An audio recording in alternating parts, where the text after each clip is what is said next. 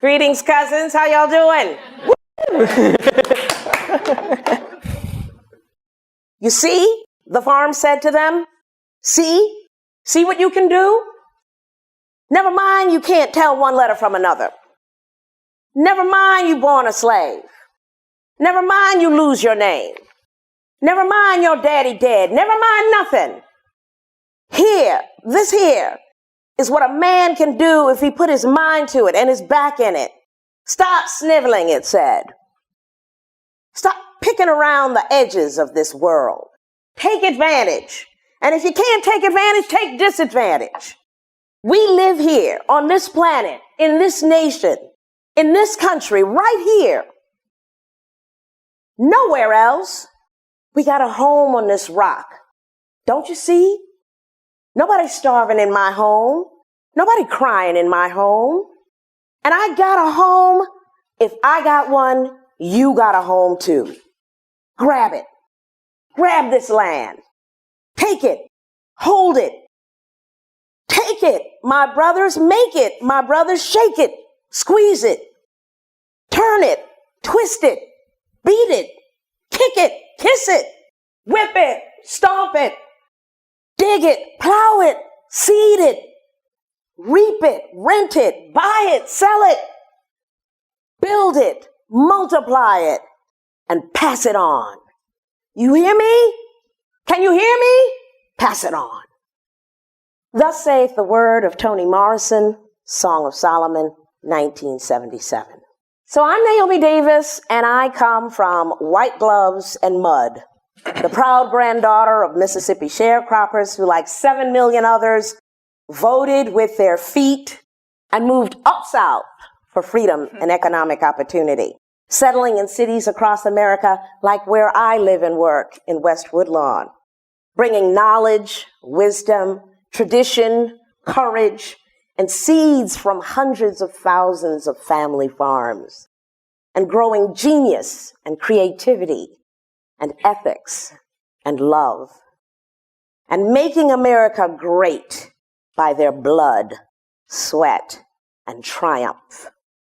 Granny and Grandpa were master farmers, and everything they ate, they grew. Everything they wore, they made. And they knew that they were rich. Grandpapa was known for his starched blue-white shirts. Granny for her gloves.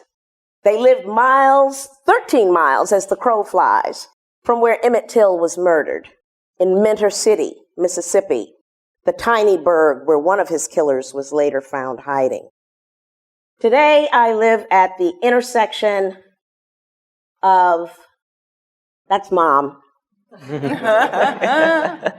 And I want to say that the last 2 words I ever heard her say on this mortal plane was, the farm, the farm. She threw her legs over the side of the bed and pointed out the window. And that was her comment. The austere appearance of this urban farm, is the home where I grew up in St. Albans, Queens, is complemented by really a frivolity that she and her girlfriends had here at the Roosevelt Estate, upstate New York, where the hemlock trees that grew along the side of our house grew up over the 3rd floor over my lifetime. And if you look closely, you might see Mommy and Daddy and Auntie and brother, and there in the center, little Naomi, where I gotta tell you, I learned the hard way to embrace creation. From a life of duty, weeding and watering Mother's gorgeous New York gardens, decades later in the tiny Carolina country town where loneliness drove me into the woods for solace, which I'd accidentally and always find. And decades later again, when we circled back in my memory to the wild childhood wisdom, a day like that, where if they were looking for me, they knew where to find me. I was deep in the woods. I was finding naturally my bliss on the ground and in the woods. But I was bringing with me a cultural memory as well. I was bringing with me the story of my ancestors. And I was bringing with me the story of the suitcase. And when we came by foot, by mule, by car, by train, however we came, we brought with us, as I said, those seeds. And this was a play that I wrote about that journey. Because one thing that we do in my walkable village of West Woodlawn is we tell our story. We create our love of self out of story. And when I say I'm the proud granddaughter of Mississippi sharecroppers, I also want to tell you, Mama was the president of the St. Albans Garden Club. So I come by it honest. And activism, I want to remind everybody, in case you don't know, in case you haven't learned, it includes failed attempts. So we did try to recreate a garden club in my neighborhood. Didn't quite take root just yet, but we're still working on it. At the intersection of deep culture and green neighborhood revival, we are looking back, we're remembering deeply, and we're reinventing our stories in the city of villages we call Chicago. I want to always be in my memory that I come from the underground. I come from listening to the whispers of the wind. I come from light broke in on me by degrees. I come from a world that works for everyone with no one and nothing left out. I come from follow the money. I come from spinning and salt, and then the British are gone. I come from, yes, it really is the economy, stupid. I come from sweet, sweet potato pie. I come from Grannynomics, the 12 propositions that gave birth here in Minter City and which took root in the Cotton King Empire. We talked about Frederick Olmsted, talking about the Cotton Empire. It was real in places like this. And in treacheries such as this. We are reinventing those times here in the Sustainable Square Mile, which is just south of the other Olmsted Park, Washington Park, just west of the other Olmsted Park, Jackson Park, and the Midway Pleasance, the University of Chicago. And here we are in West Woodlawn, where we are a great migration legacy community and busy building the map for the future that reinvents here in the age of climate crisis.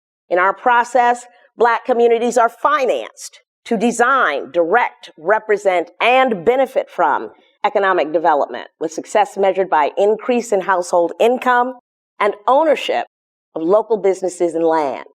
Responding to our climate crisis, Green Village builders cultivate their Sustainable Square Mile as a local living economy and greenhouse gas reduction strategy. Neighbor dollars circulate to finance local activities and investments, and the conservation lifestyle becomes standard. In West Woodlawn, we created the West Woodlawn Botanic Garden and Village Farm and Arboretum to ask and answer 4 questions. How many households could we feed? How many neighbors could we train and engage? How many jobs and businesses could we create? And how many gallons of stormwater could we divert? We are the proud stewards of the Emmett and Mamie Till-Mobley house, which as part of our horticultural heritage, we have been restoring. And I want to say, just like any ghetto house that you might see and you'd walk past it and you wouldn't recognize anything particular about it, we bought it sight unseen. And on the evening of our celebration of the purchase, brought our keys and found there were squatters living inside. We had an elegant and humane and legal way of dealing with that. A lot of people said, oh, just, some of those things that people do. But to dignify the past and the future of this place, we had to go through our paces. And so here from the motley beginning is the first pass. We have a $250,000 Adopt a Landmark grant from the city of Chicago just to begin exterior restorations. But our workforce development team, which you saw in pictures there, did begin by tearing down the fences, the old weed trees, and putting in, you guessed it, a prairie garden, pollinator garden, and with a Richard Hunt sculpture to come. Is that exciting or what? This will be restored and treated as part of our clean energy economy work that we're introducing to our neighborhood as a living building with high performance retrofits. Here you're seeing the rear with EV storage, EV charging for solar generated EV charging. We are in the process of making that legacy come back to life. That is a 4-generation aggregation of folks at this celebration of our landmark process. It was a great day in West Woodlawn. And so our Great Migration Gardens are based on the memory of, we escaped from this.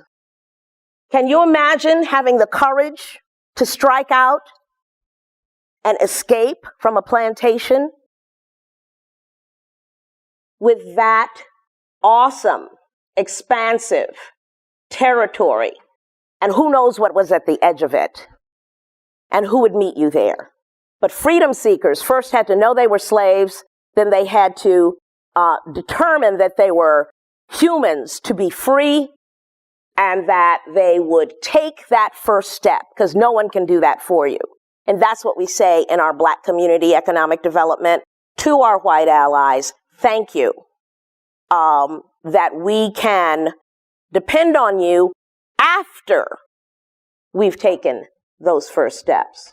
All the way up north, many decades later, this is what we found in West Woodlawn. We went from this in our sustainable square mile of West Woodlawn. This lot had been vacant for 30 years, to this the following year. And in finding a skilled botanist in the neighborhood, going door to door, flyering, we're a community-based organization, he created these renderings, and we got busy. That's Dwayne there at the bottom of that dump truck. And we, conscious of the soil, that's Nancy Clem, a renowned soil expert, and building our compost bins. How are we making our earth healthy and sustainable? We have built from nothing with no budget. And when I say that we worked 12 years for free before finally breaking through to a headquarters and staff, I mean to tell you, it is the labor of love that drives the work that we do neighbor to neighbor in the place where we live. And branding it, of course, big old sign right at the first gateway garden, welcome to West Woodlawn, a Great Migration legacy community. And yes, our cousin is down the street. And he and his beloved, and by the way, we have a Michelle Museum in our headquarters. It's a teeny-weeny little kiosk that we operate to celebrate her commitment that we share to growing. And we launched this initiative to create a transformation of one of the very tough subsidized housing developments in our neighborhood. Didn't get it done, but you will see that we are not for lack of great ideas in our walkable village of West Woodlawn. We have planted over 400 trees. These are 12 of the species that the city of Chicago allows for parkways. And we actually planted Marquette as the Michelle and Barack Obama Scenic Drive, where we planted 67 trees several years ago. With a family tree plan, people could adopt a tree and plant a tree under their family name. The Green Living Room is the space. By day, by night, we have a welcoming and really high quality destination for our neighbors. And you can shop and you can confer and you can retreat. And of course, everyone would have to know we have a backyard garden, which will become our big botanic garden, which is a social enterprise. And the backyard garden is part of the demonstration work that we do to let our neighbors come and enjoy what it means. We grew, that's our collard corner. That's our niche crop this year. And we ended just a few weeks ago harvesting and distributing them in bunches to our neighbors under our sustainable Square Mile brand made in West Woodlawn. Grew those from seed in our lower level, otherwise known as the basement. And behind there is our garden center, which is a vast space with our equipment. But to say that we are growers, and yeah, that'll give you some scale on the size of those collards. Just to say that we're about the beauty, we're about the pollination, and we're about the business. This is our Great Migration guest house. So you can book it on your Airbnb, and it's a 3-bedroom suite. You can book those independently or as a whole. And come stay with us, come be with us, come enjoy life in historic West Woodlawn. We have a cook's kitchen and a back deck and a real family and welcoming environment. The Arboretum is a function of our commitment to the canopy that's been slowly dying off. Trees do not replace themselves, plant themselves, prune themselves, weed themselves, water themselves. They need that special care that neighbors, and we were doing at this particular time, regular walks in the neighborhood every first Saturday of every month through the warm season. And families would come out.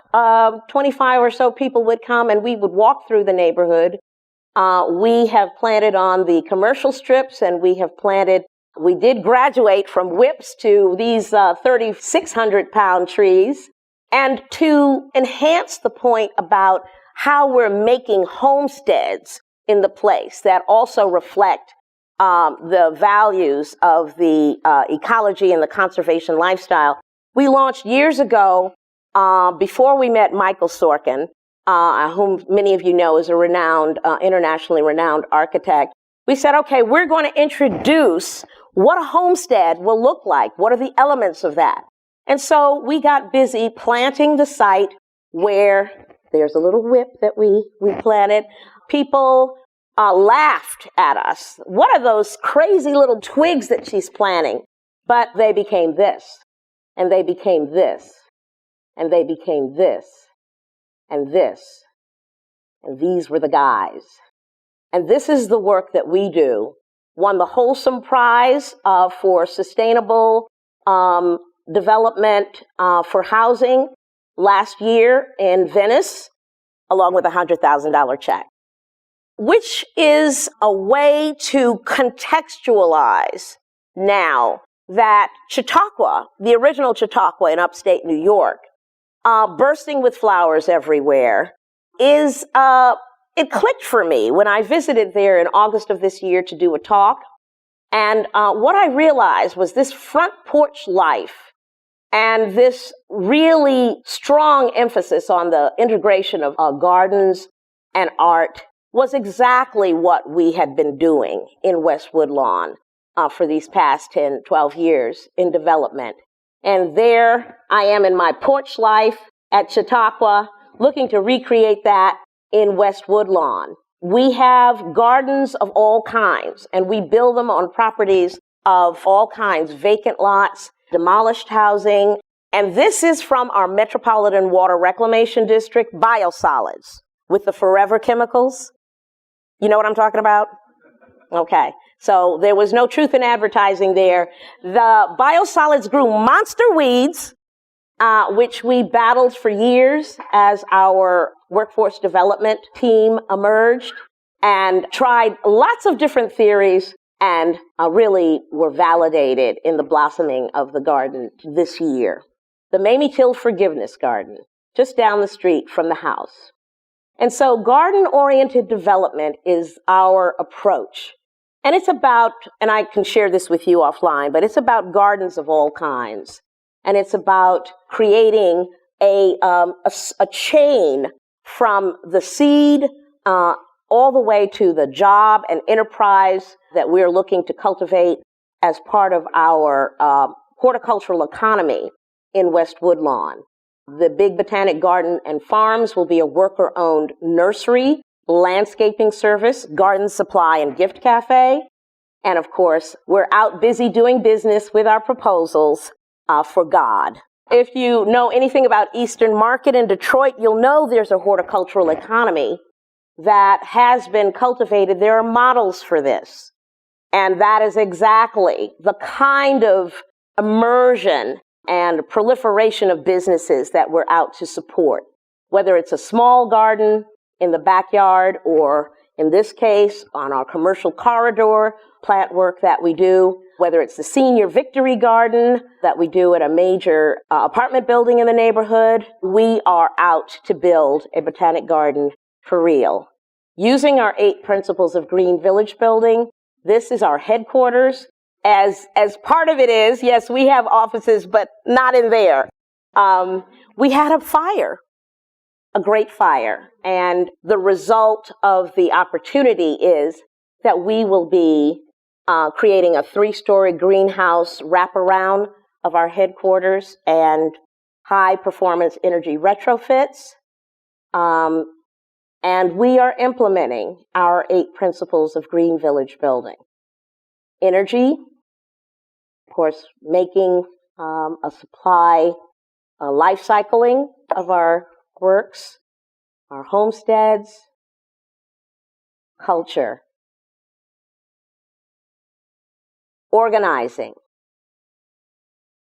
and the kinds of education that we do there at the Green Living Room includes workforce development, as you might imagine, and again, the guest house. So landscape activism, this is what it looks like. We do many, many community events, and we bring our funders and we bring our neighbors. And so we can say in conclusion that landscape activism is, in the great words of Frederick Douglass, we gotta be remembering these are the free labor, the chain gangs, people used as fodder in building our country.